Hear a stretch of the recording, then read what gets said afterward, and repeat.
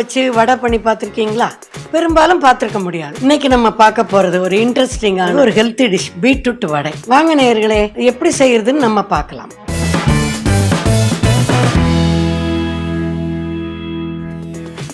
Beetroot வடைக்கு தேவையான பொருட்கள்: 150 கிராம் பீட்ரூட், ஒரு ஆளாக்கு துவரம்பருப்பு, 3 வெங்காயம், 4 காஞ்ச மிளகாய், அரை ஸ்பூன் சிறுஞ்சீரகம், அரை ஸ்பூன் சோம்பு, வேண்டிய அளவு பெருங்காயம், சிறிது கருவேப்பிலை, சிறிது கொத்தமல்லி, வேண்டிய அளவு உப்பு.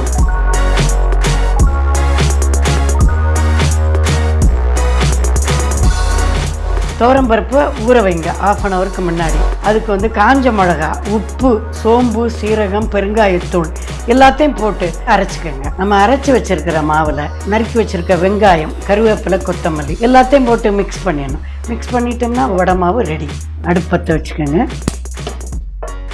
பீட்ரூட் வடைக்கு வேண்டிய ஆயில் அதில் போட்டுக்கோங்க. எண்ணெய் நல்லா காயணும். எண்ணெய் நல்லா காஞ்சிருச்சு. இப்போ நம்ம வடையை தட்டி போட ஆரம்பிக்கலாம். இதை சூடாக சுட்டு ஈவினிங் ஸ்நாக்ஸ் போல் ஒரு பிளேட்டில் வச்சு கொடுத்தீங்கன்னா குழந்தைங்க எல்லாம் போட்டி போட்டுக்கிட்டு சாப்பிடுவாங்க. பிளட்டு நல்லா இம்ப்ரூவ் ஆகும். பிளட்டு நல்லா வரும் குழந்தைங்களுக்கு. உடம்புக்கு ரொம்ப நல்ல டிஷ். எண்ணெயை குடிக்காது, அதனால எண்ணெயாக இருக்குமோன்னு பயப்பட வேண்டாம். வயசானவங்களுக்கெல்லாம் நல்லா கொடுக்கலாம். சாம்பார் சாதத்தோடலாம் வச்சு சாப்பிட்டா ரொம்ப நல்லா இருக்கும்.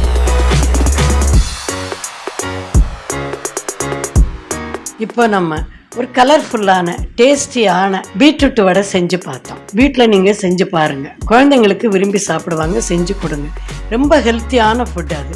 நெக்ஸ்ட் டைம் உங்களை நல்ல ஒரு செட்நாடு டிஷ்ஷோடு சந்திக்கிறேன்.